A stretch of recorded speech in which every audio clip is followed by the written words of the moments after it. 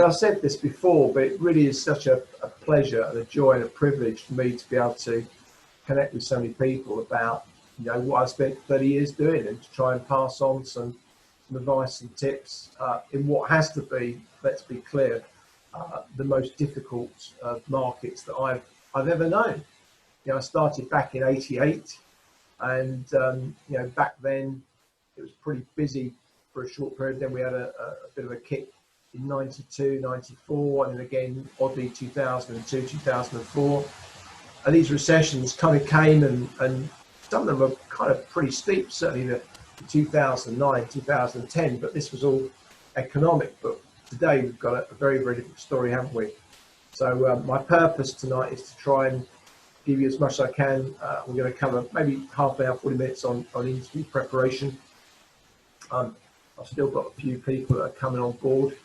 So what I'm going to do is just give it a little bit of time. Aiken, hello, you're very welcome. Nice to see you.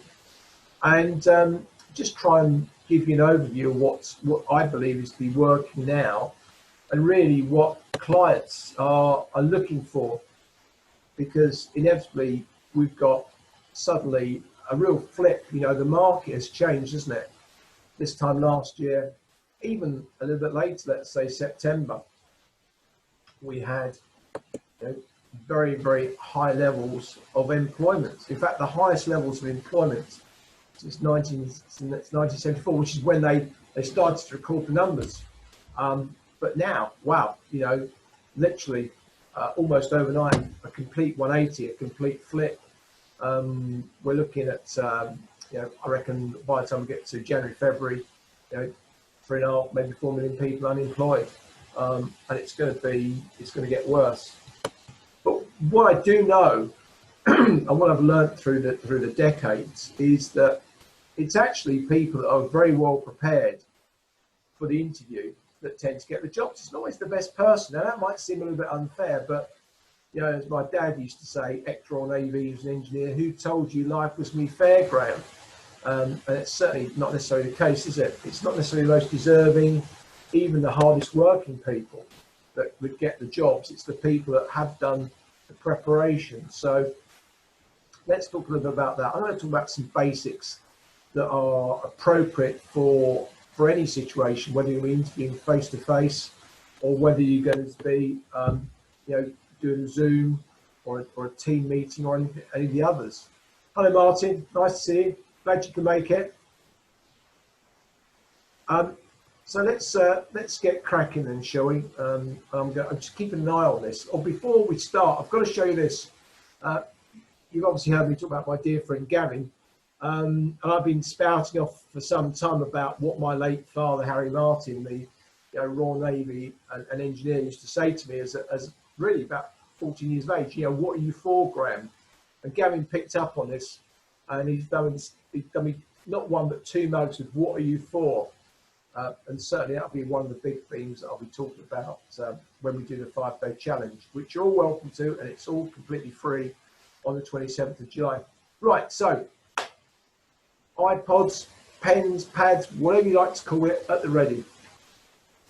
Before you go for an interview, before you attend an interview online, on Zoom or whatever else platform, you know what? For every hour's interview, I think you should do 4 hours preparation. Now, some people think that that's a bit over the top, but over the years, I've coached so many people to go for interviews, either the people that I've introduced to companies via Orchard, our recruitment agency in North London, or over the last 20 years when I've been doing one-to-one work as well. People go for an interview thinking that just because they believe they can do the job, that the interviewer is going to pull that out of them and it'll be good enough for them to get the job. And it's not the case. Often interviewers are poorly trained. Some of them have just kind of picked things up from their own managers. Maybe they read a book, maybe they went on a course, but most people haven't. They pick things up by, well, should we say osmosis. They see what other people in the organisation are doing and they do something not dissimilar. So you're not always in good hands. And in fact, a lot of recruiters have never been on a course in their life, and just pick things up from their colleagues. So it's not their fault. if they don't identify an interview how good you are at something. It's your responsibility. You know, here you are applying for a position. I don't know what your salary range is, 100, 60, 40K. And if you're considering a position where you're going to be, let's say, 4 years, if you're on £100,000, well, that's a £500,000 gig, isn't it? With national insurance and pension and private health and other contributions. If you're on £40,000 over 4 years, that's £200,000. So why wouldn't you consider devoting 4 hours of your time to research not only the organisation, but also the individuals within that business? Now, I'm not saying you've got to be a stalker, but we know we've got Google, we've got Twitter, we've got LinkedIn, we've got so many different ways of actually researching a company and also the individual who hopefully you get to know you're going to be interviewed by. Now, you know, when I first started back in the late 80s, we didn't have the internet. You know, any research that I was able to provide candidates was hard won. It was by my observations of the company, you know, doing a lot of reading, maybe talking to competition. Well, today we've got a very, very flat playing field, haven't we? There's really no advantages that anybody can really claim over somebody else other than they've worked for a competitor or maybe an associated company either in the UK or elsewhere. But for the most part, you'll be competing with people that are potentially as advised and as informed as you are, if they can be bothered to do so. The good news is most people can't. Most people are not bothered. They think they've got a standout CV, they think they've got a winning smile, they've got a few neat questions up their sleeve, maybe they've achieved quite well, they've got some good qualifications. But you know, employers are looking for so much more today. Companies don't want to hire. They really don't want to hire. You know, I've got clients, friends that I've been working with in the business for over 30 years. One firm in particular, they've got 350 staff. They furloughed 75. They're looking to hire back just 20 of those people. So 55 people are going to go. Now, here's the deal. The people that are going from that particular company across a broad spectrum, there's sales, there's customer service, there's some technical work, there's some people in accounting. They haven't really sort of cherry-picked people out of this stage, but they have decided that they're going to keep the people that they perceive are really adding value. Now, the sad reality is that in a recession, in any difficult market, when people are going to be made redundant, then companies, and not across the board, you know, you look at John Lewis, they're closing branches, you know, look at some of the big players, Monsoon's gone to the wall, you know, a lot of hotel groups have disappeared, haven't they? You know, restaurant groups, people like those that run Cafe Rouge have disappeared. There are going to be some great people out there that you're going to be competing with, but there's also going to be a lot of people who, quite frankly, aren't of the caliber. I've recently been doing some recruiting for a couple of clients, and I've been astounded, number one, by the number of people applying. So a job that pulled 12, 13 people early in the year, January, February, has now produced over 200 people. But the caliber has been really poor. Now, sadly, those people don't really impress me, and they're not going to get put to one side for other jobs because, frankly, if they couldn't read the advert and they applied just sporadically, they're not for me. Some people have applied anyway, but they've made the reason as to why I might want to put them on my list. So when we start thinking about the preparation that you're going to do, you've just got to be better than the next guy, haven't you? You don't have to be best in the world, in the country, you know, even in your sector. You just got to be better at interviewing. Now, we covered the CVs and LinkedIn profile previous couple of weeks. We're going to make the assumption you've got an interview lined up. So you are responsible for finding out what the company does, who they do it for, what their competition looks like, what the USP is of the business, what the USPs are of the other organisation, and what they stand for. I'm not necessarily talking about corporate social responsibility, but you know, what in essence does that business, what does it stand for? What's its main thing? You know, if we think of Ryanair, it's probably getting people from A to B for as little money as possible. Are they worried about customer service? Well, they are now, but they certainly weren't. EasyJet, again, that was a cheaper airline, but they were the friendly guys, weren't they? They're going to try and make your life happier. British Airways were charging a premium for what they perceived to be was a better quality service. We do know that's suffered recently over the years. If you're doing long haul, well then Cathay Pacific certainly seems to have got that sewn up, certainly in terms of the transcontinental journeys. But you paid a premium. So if you're going to go for an interview with an organisation, and it's, let's say like this, via Zoom, you've got to know the stuff, because there's not really a lot of kind of, icebreakers. How are you? How did you get here? Blah, blah, blah. What they're going to be doing is straight in, aren't they? Straight in. So what do you know about us? And you should have this practice. It should be a response. It should be a reflex. In the same way, and we'll talk a little bit about it later, the never-ending question, which is, tell me about yourself, or what my dad used to say, what are you for? These have got to be written down, not just once, but 10, 20 times. So you're really focusing on your brain. It's becoming imprinted. So you can just respond really quickly. So it's like a reflex. If you drive, somebody pulls out in front of you, you should know quickly. The response is just to avoid that individual. You don't have to think about it. But they say, so what do you know about us? You should be ready to go. And I suggest you have a short version and a much longer version in a lot more detail. If you're applying for a position at the level where you are, should we say, advised to know, you should look at company's house. You should know what their turnover is, what their return on investment. Have there been any major new people join the company, or retirements or resignations? Have they made an acquisition? If they're listed on the stock market, it's your responsibility to do some research and establish exactly what the recent notifications have been. How is that sector doing? How is their share price? Who are they looking for to join the company? Some people go for interviews, they haven't even had the wit to look on the company website to see about the vacancies. Type into LinkedIn. LinkedIn is such a great resource. Whether you've got the standard one or you've got the more advanced package, LinkedIn is such a great way of finding out what the business is doing, and maybe you start to connect with other people on LinkedIn within that organization. And you could say, I'm thinking about I'm hopefully coming for an interview. I'd love to connect without betraying any confidences. Could you tell me a little bit about what it's like to work there? Now, you've got to be a bit careful. You don't want to appear to be stalking people, do you? However, if it's for you a £200,000 position, or it's a £400,000 position over 4 years, surely do the work. Because again, all you've got to do is know a little bit more about the next girl or the next guy. If they say to you, what do you know about the position? Well, if your recruiter has provided you very scant information, whose fault is it that you don't have the full information? It's yours, isn't it? You should go back to the recruiter.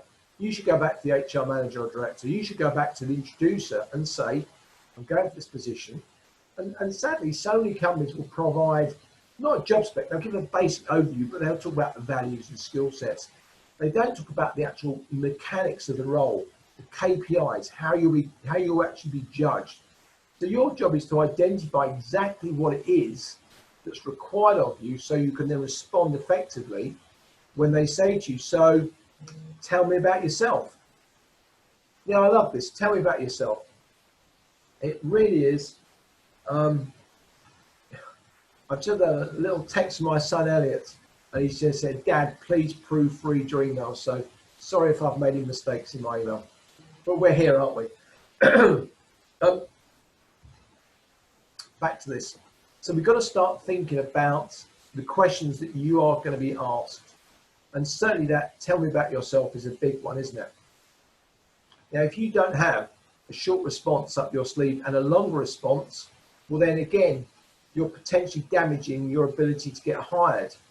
So if we think about the CV that we did a couple of weeks ago, if we think about the LinkedIn profile that we did, well, it makes sense, doesn't it, to take from that and think about, we're in a cab with Duncan Bannatyne or Peter Jones or, Stelios, whoever your favorite entrepreneur happens to be. Probably not Donald Trump, might be Alan Sugar, who knows. And if you're in a cab with an individual, they say, so, what are you about? You should be able to say, well, I've got, in my case, 32 years experience in recruitment, running my own company. I've employed hundreds of staff and trained and developed them, some of whom have gone on to run their own businesses. I've personally interviewed over 10,000 people. I've placed nearly 2,000 people in permanent work in a variety of different sectors, in jobs from £160,000 down to £16,000. And I'm now looking for a position as a blah-de-blah. So really you're looking for probably 4, maybe 5 sentences that actually explain who you are in a nutshell, what you can do for them, and what you are looking for. What are you for? Because I do find that in CVs and LinkedIn profiles, people don't, should we say, they haven't got the ability to communicate that very effectively. And when we go into the the face-to-face interview, or we're doing the Zoom or whatever online interview platform we're using, and companies say to you, so, what are you looking for in our business, or why are you interested in us? You've got to be ready to go. You can't say, well, I'm looking to join a local company that's progressive and has got a good reputation on Google or Facebook. You need a lot more than that, don't you? So this kind of research is crucially important. Basic stuff, how do you get there? Where's the connections? If you're going to go for a physical interview, which is often what's happening after second or maybe third instance in the process, you've got to know where you're going. How do you get there? What's the parking like? You need to get there early because the parking is half a mile away. Who will greet you? What's their role? What's the dress sense? Today increasingly we're not wearing ties. In lockdown, I chucked away about a dozen really good ties. I thought, I'm not going to wear them that much. I'm sitting here with a smart jacket, open neck shirt. Certainly, there are times when I'm going to be wearing a tie, but not as often as I used to. Am I going to be wearing my smart church's business shoes very often? Certainly not around the house, but when I go out on a face-to-face meeting or a presentation, as I do a lot, again, I'm going to dress accordingly. So how will you present yourself when you're doing your face-to-face via Zoom? What's the environment going to be like? If you've got kids rushing around making a racket, if you've got a yappy dog or cats walking all over your desk and in front of your camera, it's not good. Have you got your laptop or computer plugged in? This might not sound like preparation, but it is preparation. Have you got your notepad? Have you got your CV ready to send your interviewer if, for example, they mislaid it or don't have it? You ready to go with that? Back proof of qualifications. A lot of the work I do is in the accountancy sector, not within the practice, but in commercial accounting, so CIMA, ACCA, and occasionally AAT candidates. And what a lot of employers are looking for today is actual evidence. Do you have your registration number? Do you have your examination results and your professional qualifications to hand on a PDF that, again, you can send over if it's required? If they say to you, do you have somebody that we can speak to get a background report and reference? Are you ready to go? Have you actually had that conversation with your referees or people that you perceive might be your fans? Do you actually have those ready to pass on? It's so simple to do the preparation. Now, I'm old school, I'm 58, so I have lots of journals, books, where I write down, if I'm going to be interviewing somebody, I've done my preparation in advance. I've got my questions written down in advance. A lot of them are fairly generic, but some of them are specific to that individual. Well, you should be in the same position. You should have your own questions ready to ask the interviewer. And I'm going to go into those in a bit of detail in a minute. But when we start talking about the preparation, you should really know the kind of individual that you're going to be interviewed by. Now, if you understand the job title, and if you've been watching some of my previous career stuff, you'll know a bit about psychometric profiling. I covered it a couple of weeks ago. So just very briefly, if we just consider the key characteristics of people that we interview, if they're HR, well then they're possibly process driven, or they might be very, very keen on values. Now, the high C and high Cs tend to speak quite quietly by comparison, people like me. And you know the high C because they've got a list of questions. They're very focused, and they'll come back to you and say, can you go into a bit more detail? So you've got to be ready for those kind of people to give the detail.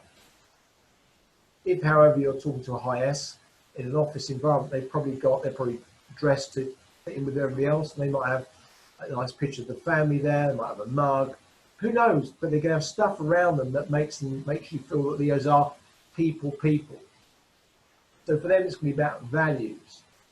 For the drivers, the dominant people in business, people like me perhaps, who are kind of keen to drive things forward, we'll probably speak more forcibly and more quickly. And we might cut you off once you give us enough information. That's not that we're being rude, but we've got enough of that. Great, let's move on to the next thing. And in fact, we can get frustrated if people we perceive go on a bit too much, if they chat too much, if they go on and bore us. And for people like me, whereas I like to wear a suit and a tie as a t-shirt and a pair of board shorts and flip-flops, seriously. And we might not even interview you in an office. We might interview in the car park or in the cafe or the canteen if you're in that kind of situation. But they might just do a Zoom, and it might as well be in their lounge as in their conservatory where I'm here today. Whereas a high I, outgoing, cheerful, positive, confident individual, often but not always in sales, sometimes they're the originators, the people that started the business off, they're going to try and impress you with maybe some lovely clothes, or they've got a posh watch on, or they're probably going to be having you see something which is kind of gently curated, made with pictures of them winning awards and so forth, some kind of trophy, something to establish how dynamic they are. And they'll probably introduce themselves by their job title as well. Whereas the high D drivers, they won't, hi, I'm Graham, and that's it. They won't say much more about themselves. So if you haven't watched that one already on Careers Accelerator, go back and watch them. They're all below. They're saved on Facebook, and some of them are also available on YouTube. So you try and do a little bit of analysis and understand exactly what kind of person you'll be talking to. Now, some people say to me, Graham, what about mirroring? Well, if you want to do a bit of work around body language, do check out the brilliant videos on YouTube by an Australian guy called Alan, Allan Pease, Pease. Now, this guy, number one, he's very funny, but number two, he explodes a lot of the myths around body language and how to communicate non-verbally. And it's true, isn't it? You know, we get a lot of cues to the way that people express themselves. Yeah, if I'm, should we say, talking to somebody and I'm looking away from them, it's kind of weird, isn't it? It's rude and it just doesn't feel right. But it might be that something's just happened over there and I've got to quickly look at. You know, maybe there's a problem with a member of the family or whatever. So start to do some work with Alan Pease. His books are available on eBay for sort of, you know, maybe a couple of pounds. And he will give you information about mirroring. Now, mirroring and matching has its place. However, when you start to mirror and match people in such a close situation as what is a Zoom meeting frame, you've got to be very careful. But I was on a meeting today with a chap called James. He's a coach of mine who was taking me through some stuff. And without realizing, he was sitting there like that, pondering one of my questions. And I sat there and I just did the same thing. I pointed out to him that without thinking, subconsciously, I'd actually mirrored him in exactly the same position. Don't do it all the time, because otherwise it looks a little bit stalkerish, it looks a little bit odd, and people can find it a little bit off-putting. You know, if you're in a physical situation and somebody leans forward, well, then you might want to lean forward yourself. You know, I've certainly seen people cross the legs and try and match and mirror the other individual. But again, if they're well educated in terms of interviewing an HR war, they might just try and call you out on it. They might say, "Oh, you're trying to bond with me, build a contact subconsciously by mirroring." So don't be too clever unless you've actually done some research. Alan Pease, great place to start. For those of you that are genuinely serious about doing better at interviews, do a little bit of work on NLP, neuro-linguistic programming. Now, Tony Robbins, the guru for so many people, going to about 25, 30 years, started off a lot of work about NLP and studied at the feet of Banda and Grindler. But you can pick up on it really easily. There's a brilliant English chap called David Shepherd. And he has a lovely podcast and series of things you can get access to. It's either £6.70 a month or it's £67 a year. I paid £67 a year, and it's stuffed full of videos that relate to NLP and communication in general. And when you mix up his work with that of Alan P's, you know, you really are good to go. So if you're going to go for an interview, know how to get there, know what they do, know who they do it for, understand the competition, find out what the job really entails, how you be judged, and make really great notes. Now, questions. Questions, they're going to ask you a bunch. We're going to cover that on another session. But let's just think about, you know, two things. Firstly, you need to have a bunch of questions ready to ask. Now, of course, I'm not saying you're going to get through all of them. It's not the case, is it? But you've got to have a list of 20 questions you can ask them. In fact, my private clients, I work hard. I end up having a list of what I call the uglies, the questions that they're going to get asked, which are pretty horrible, in fact. But if you get those right, well, then, you know, you're on your way. But also you need to have the questions ready to roll to ask them. Because at the end of most interviews, they're going to say to you, so, Graham, have you got any questions for us? Now, if you've got a list of 20, there's always be a couple that you don't have answered. If you've got a longer list and you really role play this with a friend or a member of your family or your coach, me or otherwise, you're going to weave these in probably through the conversation, because I reckon that whilst you might have great skills and a good set of achievements, they're going to be much more inclined to hire you if you hold a good interview in terms of your communication. A lot of jobs require management, don't they? And if we're looking at managing staff, we've got to have great communication skills. The ability to hold a good interview is a good indicator of that.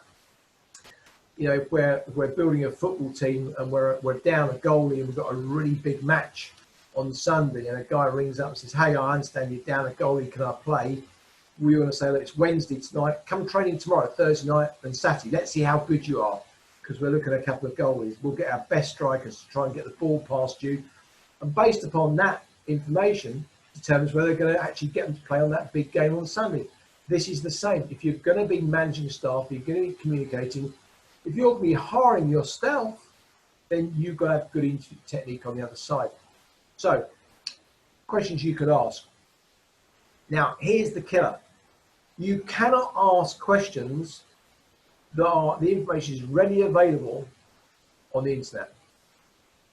If you do that, what's going to happen?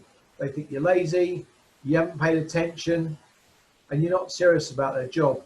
You haven't understood that it could be worth £200,000 to £400,000 to you over 4 years' time. So, questions. You could start discussing with them the technology they use and how it gives them a competitive advantage over their competition. Now, of course, if it's on the web, they've just moved to SAP or they're using Microsoft X3, you know, you should know that. But even then, you can start talking about the integration, can't you? If they're pushing forward with exports, you might want to talk a little bit more about those export territories. Are they selling direct, or they've got a distribution network set up? You know, if they're selling a product through Amazon, again, ask about dropship or anything else. Now, with accounting, a lot of the work I'm doing with accountants at the moment in commerce is about the move from SAP, QuickBooks perhaps, to Xero, and it's different variations. I think a lot of you are familiar with that, aren't you? You know, Xero has come out of New Zealand, and they want to really steal the march and capture Sage's market. And it's great, you know. I mean, I use Sage. There's so many videos for free. You just get to use it. And of course, if you are in practice, I know a lot of organisations in practice are charging their clients money to integrate with their bank accounts and different systems. And yes, it's not as developed as SAP yet, but you know, you can bet your life that they're going to move over and destroy Sage, and then they're going to want to kind of try and integrate with SAP or even develop their own solution in that respect. So, talk about software. You know, a couple of years ago on the accountancy side, we were talking about compliance, weren't we? Sarbanes-Oxley, how that affected people. You know, a lot of companies at the moment, IT and accounting are kind of joining up together. And what you've got there is you've got that whole issue about cyber security, making sure you've got, the disaster recovery setups. What are the protocols for that? Talk about the future of the business. So here we are. We're not out of COVID, are we? I've got friends in the NHS, quite senior, who are telling me, Graham, we're waiting for the next wave in November. And that's even before we've started to put masks on when we go to shops. Of course, we now need to use them on public transport. So, what's the protocols for COVID within your business? How many people are going to be working from home? Are you rotating? Are you getting people into the office 2-3 days a week and getting other people as well? Are you disinfecting the desking and the tables? How's it working? I had to go down to my local BMW dealers today. One of the keys is broken, so I need to get a new key. £200 for a new key. What about that for a BMW 3 Series? That's bizarre, isn't it? And £700 for 7 Series, and £500 for 5 Series. It's almost like they make these things up. Anyway, very well practiced. They had it all set up, how you were going to go in and order and buy and pay for, and they had gloves, and everything was really well designed. Got a friend of mine who's a jeweler. I helped him a couple of weeks ago develop the protocols for people to go into his shop and how they'd actually let them look at jewelry and so forth. So, these things you should be asking about how COVID-19, how coronavirus has affected the business and how they're adapting. And are they, again, able to make any competitive advantages over and above the competition? If you're applying for a management role, what's their strategy about recruiting? What are the criteria today? If companies are looking to reduce the staff headcount, as I know that's the case, often they're getting rid of, I've got a few clients, they're getting rid of people, let's say 2 people at 35, and hiring 1 person or promoting 1 person to 50. That person's had a significant jump in the salary.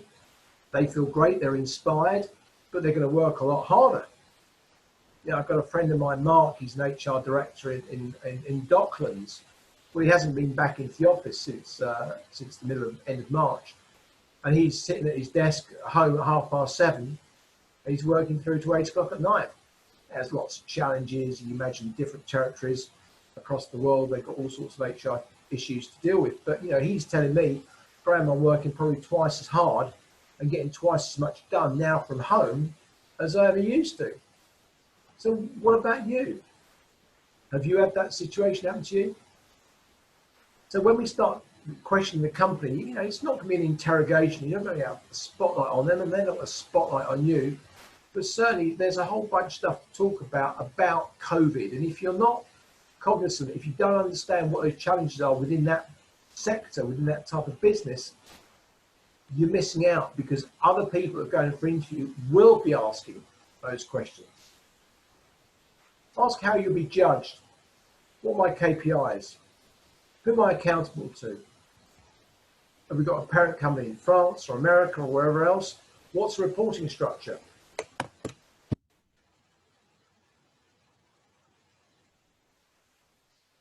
There's a great question that I think you could use in any situation, in any job for the rest of your life. I'll give it to you now. You ready? If nothing else, write this one down. What kind of person fits in best at A, B, C company?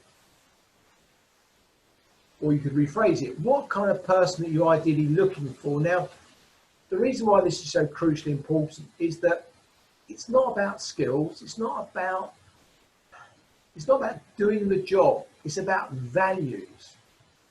I think we hire people for their skill sets, but I think we fire them because of their character and the way they behave, and the fact they don't share our ethos. So I think it's worth getting into that conversation. At the very first interview, they might give you a flavour of it whilst discussing, but most interviewers are really focused on the mechanics of the job and can you satisfy that? And of course, you know about competency-based interviews, questions, and if you don't, check them out. Here's not the time and place, but basically, essential, the mug's broken, how would you replace it? So it's just situational, isn't it? People want to know how you would do things. But I feel increasingly that people are interested in people to hire who've got the same kind of values as them, people who see things from their point of view. Now that might mean getting in a bit early, it might be staying a little bit late. Certainly if you're in a management role, it might be about supporting people that are going through pretty, tempestuous situation. Yeah, this really is new. Is this the new normal? I don't know, but I can't see things changing for some period until we've got an effective vaccine. Can you? So how are you going to adapt as a manager? How are you going to support your people? What protocols are you going to put in place? They're probably going to talk to you about, CSR, corporate social responsibility, or maybe your views about charities. You might get questions about, Black Lives Matter. I see this coming on at the moment. Now, that's a tricky one. You could be tripped up, but you need to do your research, don't you? You've got to make sure you've got all these things that are ready. Now, you know what I'm like. I'm a bit of a sort of fusspot when it comes to interviews and preparation. But I reckon of that 4 hours that you can do preparing before the interview, you should be role playing with somebody. Maybe an official coach like me, or maybe a friend of the family. Maybe not a member of the family, maybe a close friend of yours. And you say, look, I'm applying for a job as credit manager, financial director. This is the organization. Get that friend of yours to do some research as well. And just get him to ask you what I call the uglies, the really horrible questions. And role play, just get used to it, I've got friends who play tennis. I used to play squash, years ago. And you would just go and you hit the ball up the wall, hit the ball up the wall. You do drills in tennis, don't you? Some people do it with that machine that just knocks the ball over the net. Well, it's about developing that reflex, isn't it? How you can respond in that real-time, immediate situation. And the last thing I'd pass on before we get into the Q&A tonight is you need to be saying to them, if this is for you, look, I'm interested. It's amazing. I get clients that ring me and say, I've interviewed a few people, Brad, and they seem fine. But they didn't give me the sense that they wanted to work here. Now, what does that mean? It doesn't mean you've got to stand on a desk and bang a tambourine or let off an indoor firework and say, woohoo, I found it, I want to work with you. But it's about expressing that interest. Maybe you start talking about the next stage. What's the next piece of the jigsaw? I'm very interested in the role. When can I come back and see if you're not talking to the decision maker, maybe the manager who I'll be working with, or can I come and see the rest of the team? Whatever the role is, there's invariably a next step. You might get hired on the spot via Zoom. I doubt it. Find out what the next piece of the jigsaw is. Now, your recruiter might be able to help. Your recruiter might not be that good.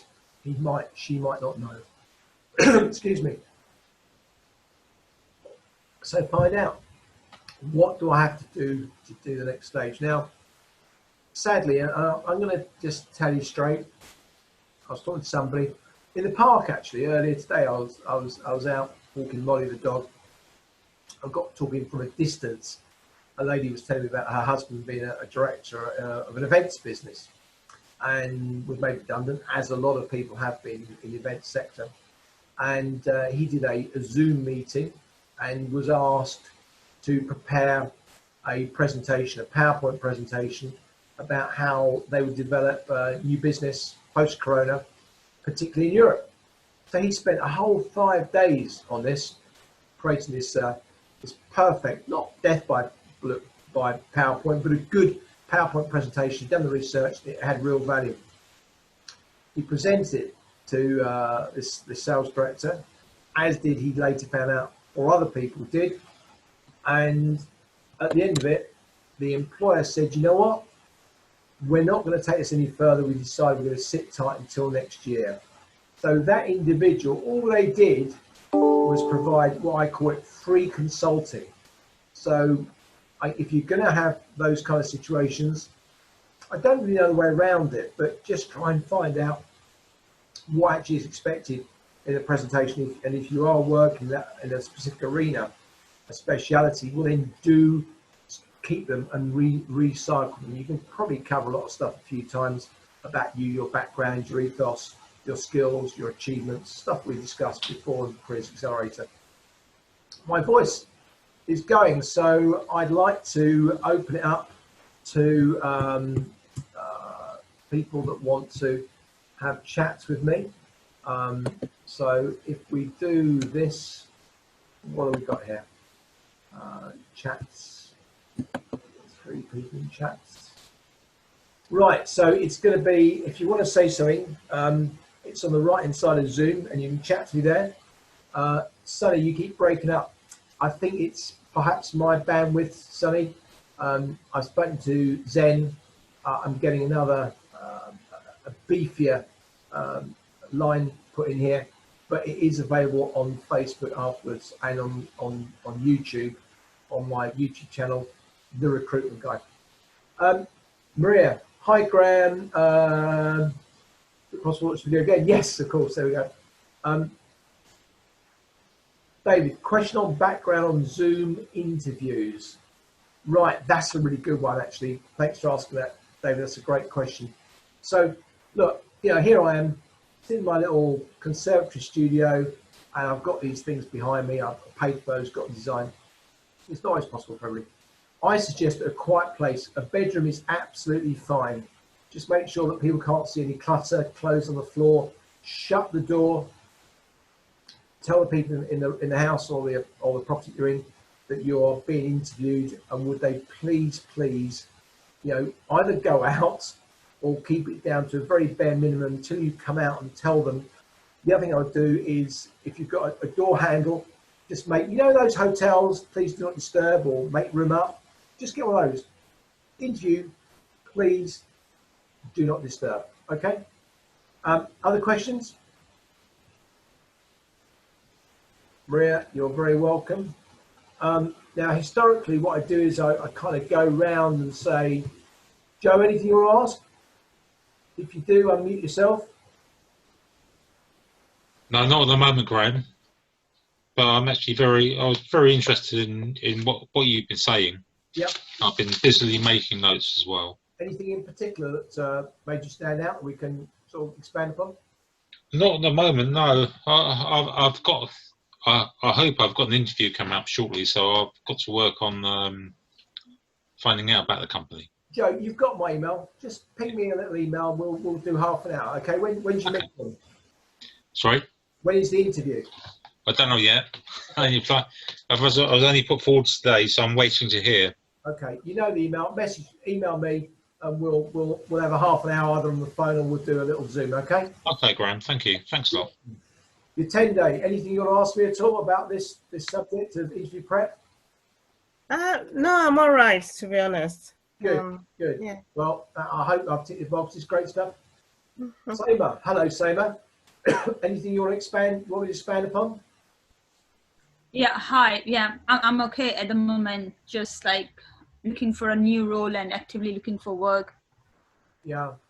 It's a tough market at the moment. I hope you do okay. What's your sector, Seema?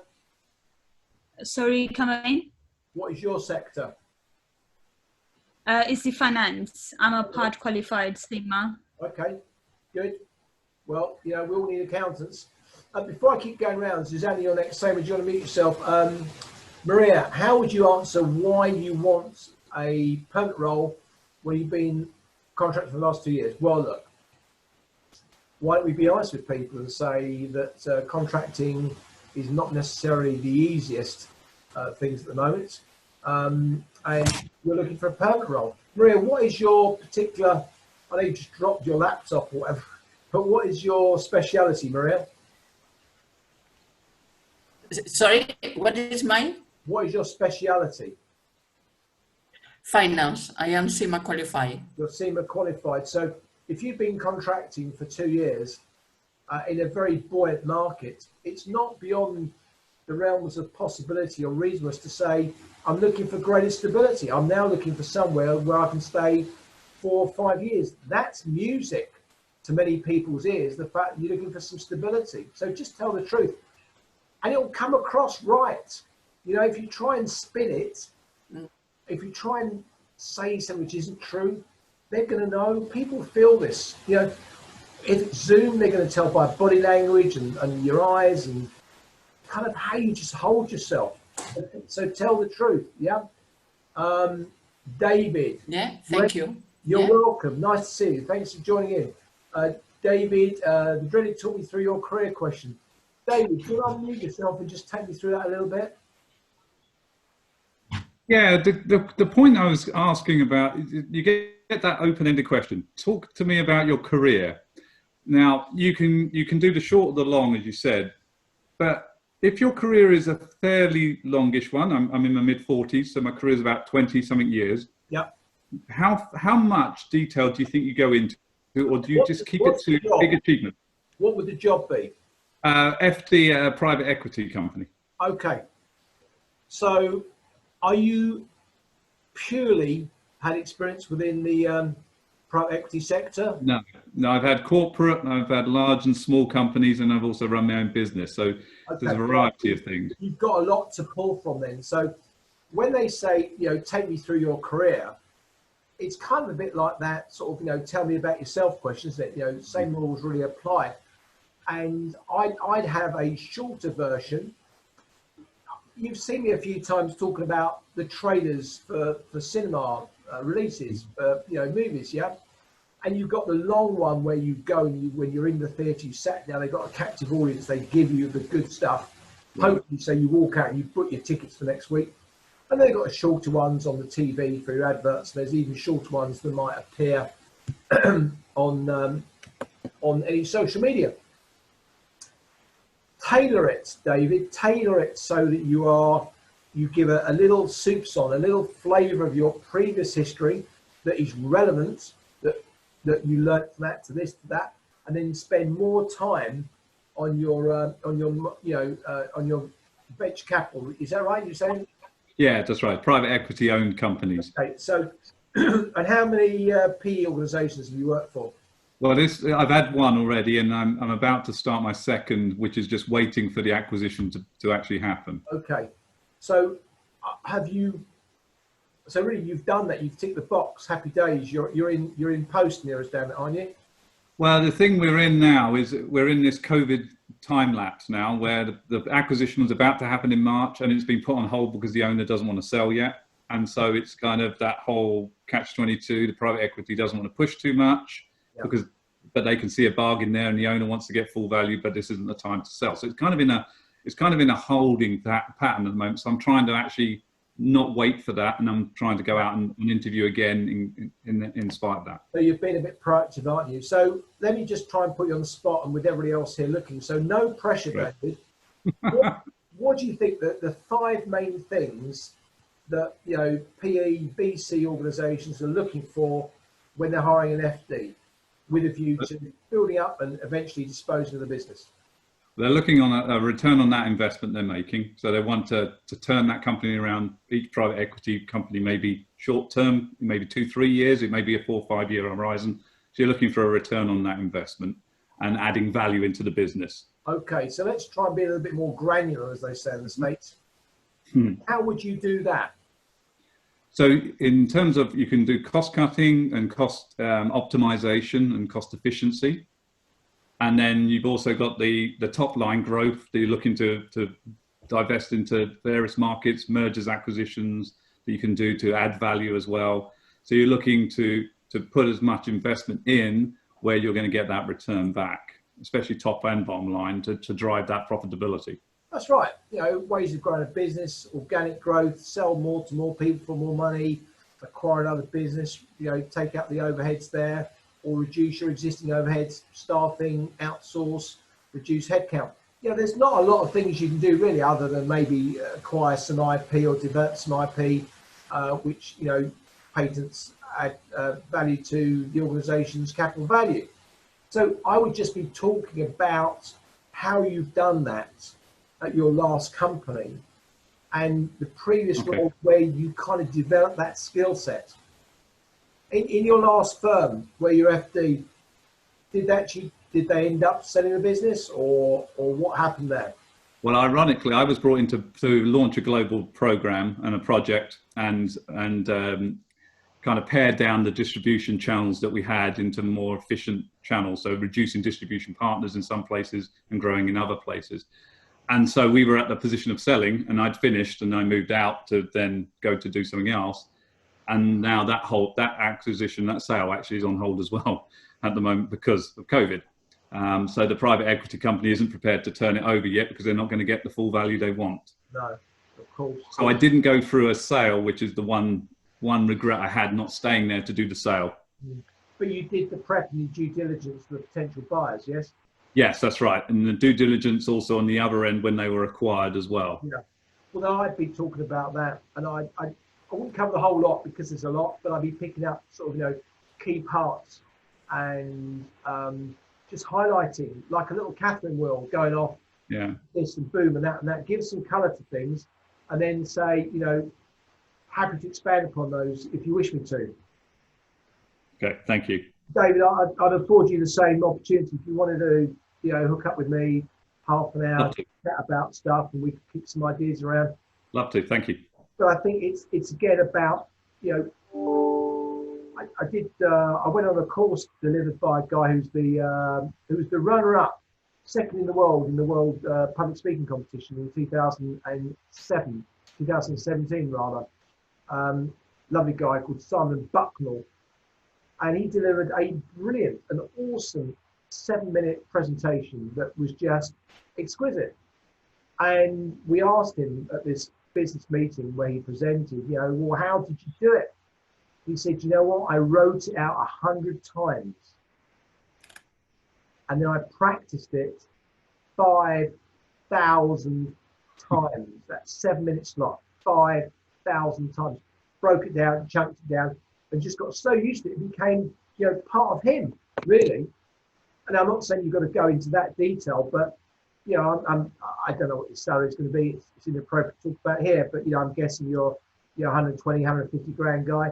Well, you know, if you're going to be with an organisation where they're looking to grow, strip out the overheads and resell, there's probably going to be a bonus involved for you at some stage.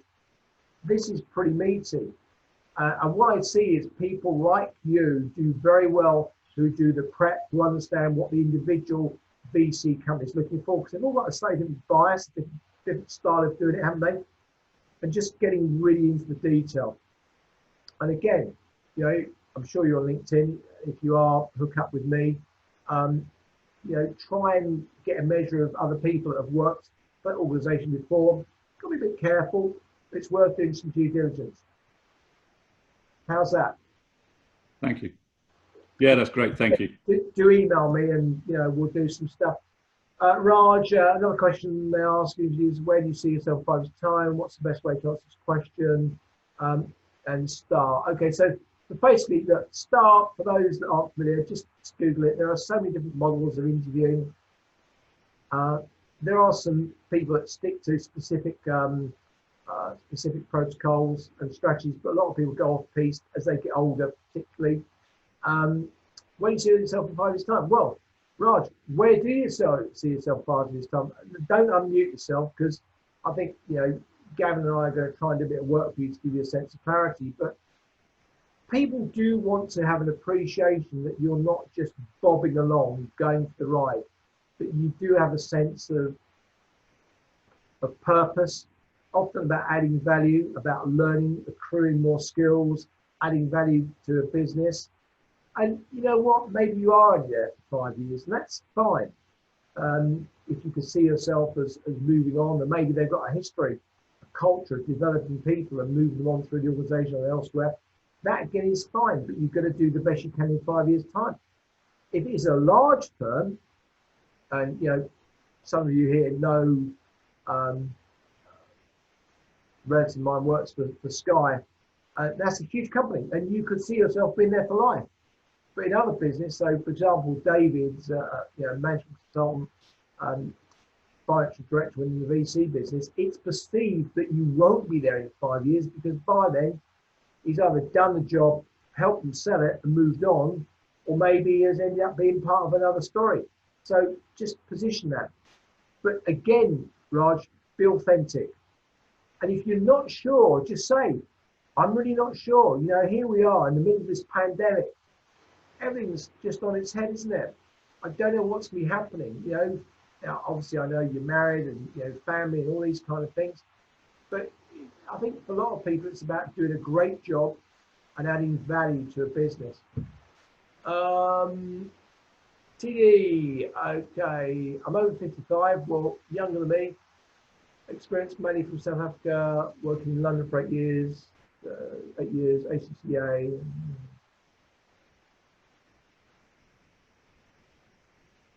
Yes, today you do, absolutely. Do not fret. They are available, but it's about as much as possible.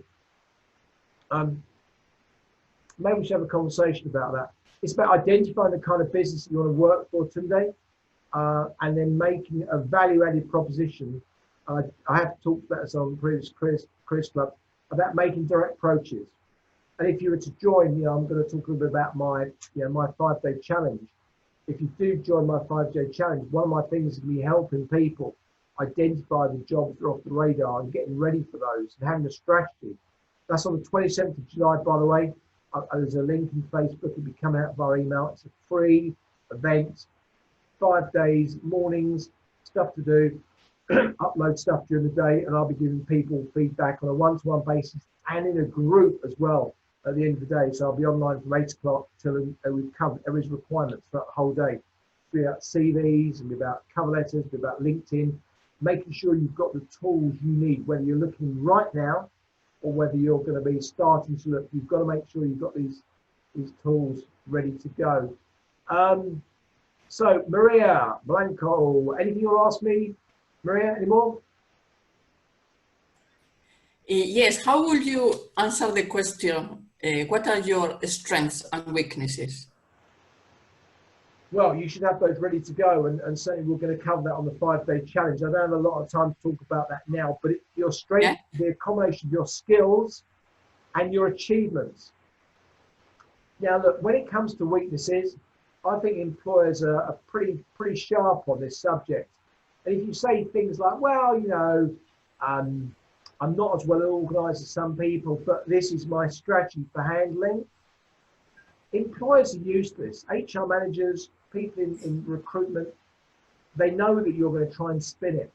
But just say the truth, I'm great at sales, but you know what? Like most salespeople, my organization skills aren't that good, but I'm working on it, Just try and be authentic about that. If you do have a major skill problem or weakness, so I was talking to a guy over the weekend, 52, applying for a job in property block management. And what I like to do is I like to pepper my interviews with questions that relate to just basic mental arithmetic. This is a pretty significant role this guy was applying for. He could not give me 9 times 12. He could not give me 5 times 7. He couldn't give me 6 times 7. And he was looking down. I said, what are you doing? He's a calculator. He said, no, I'm using my fingers. Now, clearly, that individual has a challenge. It's not a laughing matter. I'm sure at 52, he doesn't want to be losing out on positions because he does have a major challenge with arithmetic. And I since learned out that he has dyslexia as well. If that's your weakness, you've got to explain it and really how you're going to try and deal with it, because you're going to get found out, really early on. William from the Southern Confidence. How are you today, sir? Thank you. Yep. William, Good. Thanks. what time is it in the morning? 7:30? Yeah, it is actually. Yeah, 07:30. Yep. Anything you want to share? Anything you want to go through on our session? No, not specifically. Although there was a couple of things there. At times, I have worked in contracting a lot of the time, and things like, sometimes I have actually, funny enough, had questions like, where do I see myself in 5 years' time? Well, I must admit, I was a little flippant in one of them and says I'd see myself retired, which in actual fact is where I was wanting to be. So, the thing is, there's a question between being too honest and etc. But I do find it a strange question to actually ask when effectively you work in contracting, on a daily rate. Bill, the reason that a lot of employers ask you that question is they've picked it up from someone else, and it often is a bit of a filler. So they're going to ask you to think about that and give you the response. I always should say, do not suddenly respond. Addy, you're very welcome. Nice to see you. Susie, I will come back to you on that. So, you know, Bill's even older than me. Isn't that true, Bill? Yeah, I've got a couple of years. Yep. So I think for you, the answer is to still be gainfully employed and engaged from a technological and an intellectual point of view. You want to be learning new stuff. That's I think the key. Right, let's try and rattle through. Dan, anything you want to share or want to ask about? Dan Gee, I can't. You need to unmute yourself. Dan, I can't hear you. Unmute yourself. Top of your screen. Little blue box. Okay. Yeah. Recently, I'm a project planner, and recently I was looking at with this pandemic and what's happening within the job market. I decided that okay, to try and do something different. So I now got into learning to become a business analyst. And I am at a stage, I'm progressing with the studies fine, but I'm at a stage where how do I tell employers that I've gotten new skill and I've changed my career and this is what I want people to know me as next, and how do I match my CV to this new area, this new field, and how am I going to break in? I think those are the questions that come into my mind, and I needed to share with someone. Right, Dan, we're running out of time. I'm going to suggest you email me, okay? And then you and I we'll hook up privately. We'll have a Zoom together because you've got a lot of stuff to talk about here, haven't you? Yeah.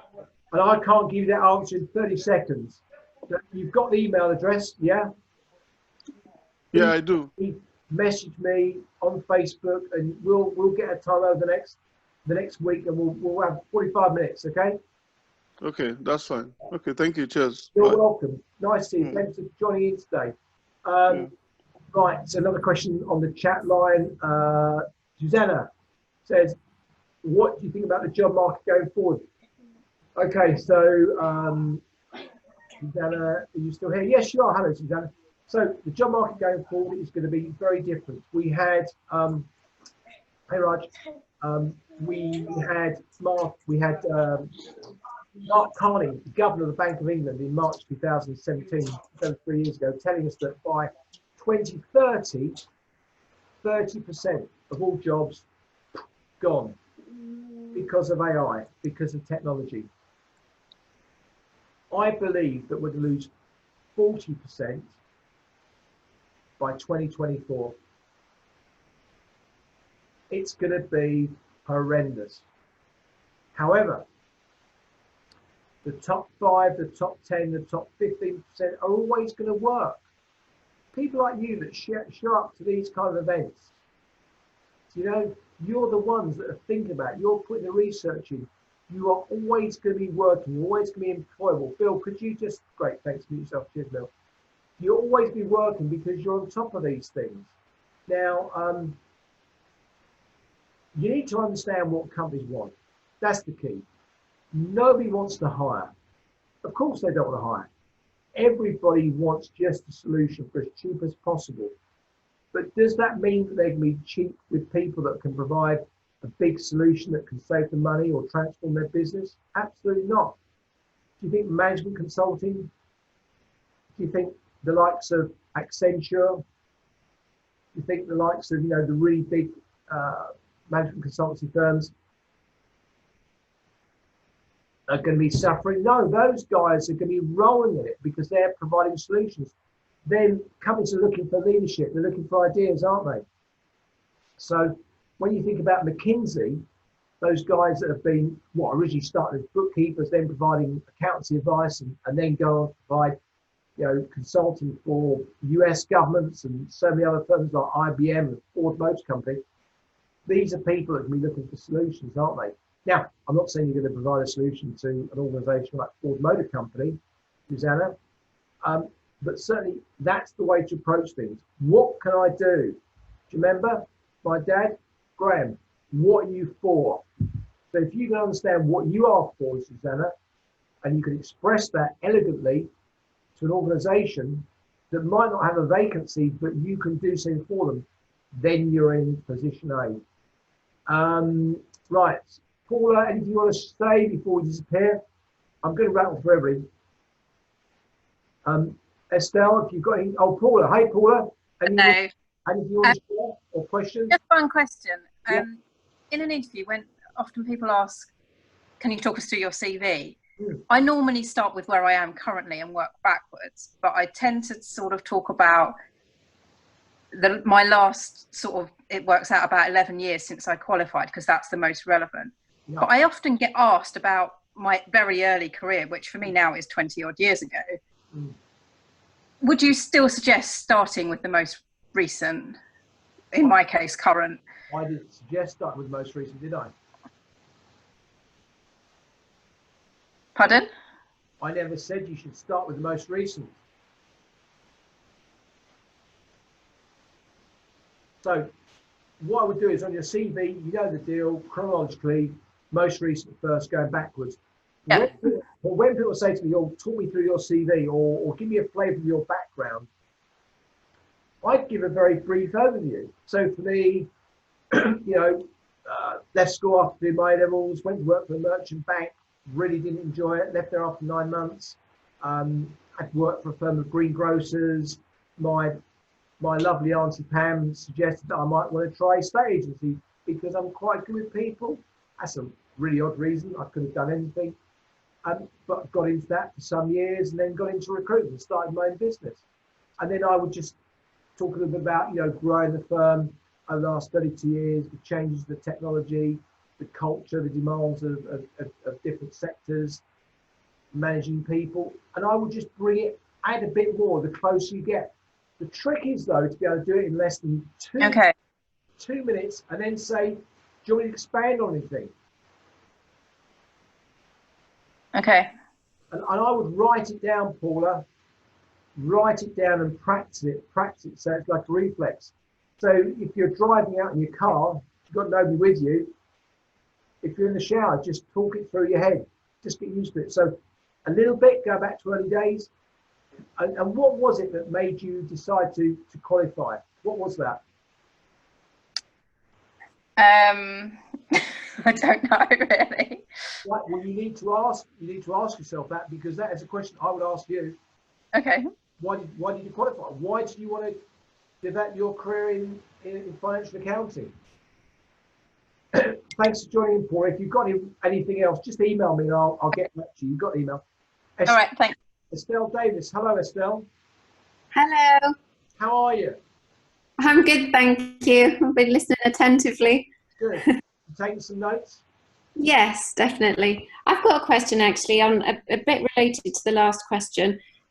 So I've been in an interview recently where I came to a second stage interview and was asked by the owner of the company, who said he doesn't know much about finance, but he said, so just tell me a bit about yourself, which is a really open question. And he followed it up by saying, oh, tell me about your childhood. And I didn't get that job, somebody else did.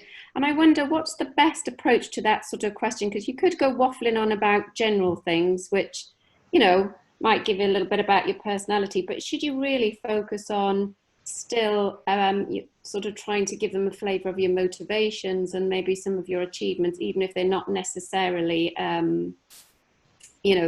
related to your carear, for example? You've answered your own question. Yeah. You need to prepare for that too, don't you? Yeah. When I'm coaching people, I get them to write a list of 50 questions that they might be asked. Yeah. Reasonably. And then I've got a bunch of ugly questions that nobody ever thinks about, which are real horrors. The kind of things that you shouldn't ask, but employers do. But if you can think about, your life, your experiences. I don't know whether you grew up in the UK or abroad or wherever else, or what your family setup was. But what people are looking for when they ask that question, Estelle, is really, what formed your personality? You know, Yeah. having an ex-Royal Navy father who was an engineer, all about process, you know, scouting, being involved in competitive water sports, canoeing, you know, things like that, you know, really did make a big impact upon me. Yeah. And just having a father who, as an engineer, would always say, well, you know, why would you do that? How would you do Yeah. that? Yeah. Now, you know, I've got friends who, you know, I was talking to a chap today, reasonably close friend of mine, and he was talking about, you know, the fact that, you know, his father left the family unit when he was quite young, and how that Yeah, his impacted. own personality about being very independent and not wanting to rely upon anybody else, and, you know, finding somebody in his life who had those same values, and really, you know, he's self-employed consultant, and always likes to make sure that he's on top of technology, because he wants to make sure that he's never caught out not knowing stuff. Yeah. So just think about those kind of questions. And again, I offer the same opportunity. If you need anything to answer, email me. You know, I've got a lot Thanks. going on, but we can always hook up. Cheers. Thank you. You're welcome. Nice to see you here tonight. Mike, hello, Mike. Anything you want to ask me before we get to the end of the show? No, I'm fine, thanks. I've just been listening attentively, seeing what's going on, really. You're very welcome. What's your sector, Mike? Finance director. Yeah. What kind of business? Well, I'm actually currently doing a maternity cover period for a company called AVL, which are a large firm of consultants in automotive industry. They do the powertrains, engines, combustion engines. So they sell engineering time really to people likes of Jaguar, Land Rover, Ford, people like that. Have you seen, leading question, let's change it. What have you seen through that business in the fact that, you know, JLR and other manufacturers certainly slowed down, in fact closed some of manufacturing in some parts of the UK, now starting to start up again. Automotive sales are down. I think May they were down, you know, 39% on last year. You know, how's that really impacted your sector? That's had a huge impact on us. I joined the business 3rd of March, so just before COVID started. Yeah. And then so really I've only ever been there really since COVID has happened. Yeah. We have a workforce probably about 260. We had to furlough 110. Yeah. And now we're going through the process where basically we're downsizing, or the business is being downsized because of the reaction of the customers. Yeah. That the likes of Jaguar, the likes of Ford, curtailing their business. I mean, we don't really get involved in manufacturing. We're the future technology. So we're hydrogen, we're fuel cells, we're electric and all that type of thing. But yeah, even the big organisations are cutting back on what they're doing because, as you say, there's no money coming in their doors because they're not selling any cars. So yeah, it's been quite interesting over the last few months, I must admit. Interesting is a great description. Other people might use different phrases. You know, certainly I'm I follow the automotive sector quite keenly. I'm a bit of a petrol head, but I'm also interested in the manufacturing side. And certainly, there's a lot of deals as manufacturers are trying to sell lots of metal, you know, mega discounts, you know, 0% finance just to get some money back. Gosh knows how it's going to residual values. Anyway, Mike, it's lovely to see you. Thanks for joining in. Sunil, hello, Sunil Patel. Anything you want to say or share with us, or any last questions? Oh, nothing yet. Sorry, Martin, no. That's all right. Well, nice to have you here with us. I hope you enjoyed it. I did, yeah. It's very, very interesting to listen to other people's challenges and kind of share the same experiences. Join us, Sunil, on the 27th of July for the 5-day the boot camp, the 5-day challenge. We're going to cover a lot of stuff and be pretty focused. So maybe you'll be available for that. As it's free, it'll be pretty intense, and you'll feed a lot of tools and work with people on a one-to-one basis as much as I can. Sonia. Thank you for that, Jess. Hi, I work in revenue management, or rather I worked in revenue management for a car rental company. Right. got made redundant end of March because the business reduced by 90%. 90%? 90, yeah. 50% of the business was at airports, and planes stopped flying with no foreseeable flights going forwards. And the other 50% is predominantly corporate business, and everybody's working from home, no meetings, no contact, everything's via Zoom. So yeah, I guess my problem is that I've done like revenue management for the last 16 years. Yeah. And all those sectors, airlines, hotels, trains, car rental, they're all shedding people. So I'm now going back to FP&A type business partnering type roles. Yeah. But that's like 16 years ago on my CV. So a lot of revenue management is about analysis. So I'm just trying to bring out all the analysis side of it. But I don't know, I'm just, you know, my age, is the fact I've been at the same company for a long, long time, I think all goes a bit against me, but I'm just trying to be positive. And you know, you've got to reinvent yourself, haven't you, really? You've got to yeah, reinvent yourself. And that's the thing, you know, a 5-day challenge, we'll be talking about focusing on what, you know, what you're for, you know, what you're really good at, and teasing out those skills and achievements. Well, thanks for joining us, Sonia. I hope to see you next week as well. TD, Tunde, we've covered you. Anything else you want to say before we go? No, I'm okay, thank you. That's great. I'm really glad you've been here a couple of times, so thank you. And Thank TD, you. down there on the right hand side of my screen. Hello, TD. Hello, TD. No? Alfonso, thank you for your kind words. Anything that you want to know before we close up shop? Abby, anything from you? Yeah, for me, I think I just want to say thank you for the opportunity to be part of this, and I look forward to the program coming up in in a couple of weeks' time. Well, very welcome. It's, you know, for me, it's a real privilege to, you know, to be able to do this. Really, you know, my job has changed dramatically. Recruitment's very quiet. I've been providing one-to-one consulting for 20 years, but very professionals, but you know, people at all different levels, and this. Really, this thing on Zoom and getting people together is it's good work, you know, and it gives me a real sense of joy. So I truly am privileged. TD, forgive me, I do know that I was getting you confused with Yatunde above you. We've already covered. Abby, hi Abby. Anything you want to say to us? Anything you want to comment on? Raj knows I'm going to come to him last. You're very welcome, Abby. I hope you enjoy it. Do join us next week. Jay. Jay, are you there? No. Vasali. Have I pronounced it right? Vasali?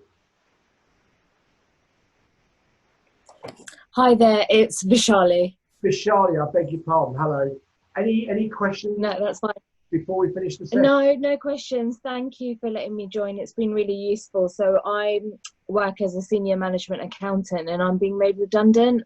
So I'm just looking, you know, I've updated my CV and my LinkedIn. I'm just nervous about the interview process. So just trying to prep as much as I can. Within your profession, what sector have you specialised in? So the last 6 years I've been working in publishing. Yeah. And I'm hoping I've got an interview, fingers crossed, next week. Right. So we'll see, yeah. Okay, so I'm in a little bit of a lull period before my 5-day challenge.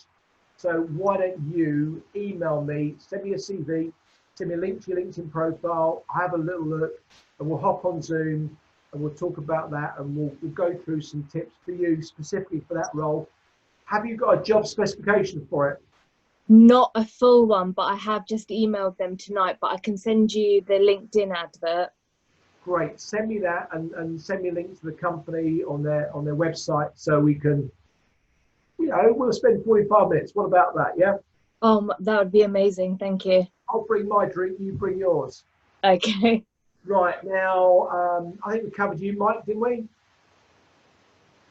Sure we did. Yes, you did, yeah, thanks. Good, and Alfonso, you're still there. So Raj, come on, Raj. How are you, my friend? Hey, Graham. How I'm good. I'm good. I'm good. Noticed. Last but not least, yeah, looking forward to the 5-day challenge. Did you say it was the 25th or the 27th? 27th, Monday the 27th. I've started to send out notifications. Okay, and it's a 5-day. I was just going to ask, before the lockdown, you had your 1-day events that you were doing at your head office in Enfield. Yes. Is there any chance, well, we don't know, like you said, with the lockdown, is there any chance you'll be restarting them maybe in September, October, or will you be doing a further online 1-day thing? Well, I think something I'd be interested in. What I'm going to try and do, Raj, and I haven't really worked this through, and I've been talking to Gavin about this. I know. This 5-day challenge is we focused on specifically giving people a sense of what their skills and achievements are and what they should be applying for. Because I think a lot of people lack some clarity and they don't have really the chance to do that. So I'm going to say that, for a day we're focusing on that. We'll do LinkedIn profile, we'll do the CV, we'll do cover letters, and we'll talk a little bit about the off-radar jobs market. But, when I do my 1-day events, they tend to be really compressed. I mean, Bill's been to one. I think Bill would agree that I probably cram in possibly too much. They tend to be very fast-paced, and we cover so much. The last one I did, Raj, it was suggested that actually, look at that, Bill's in bed. Bill, you're still in bed? It's a bit early, isn't it?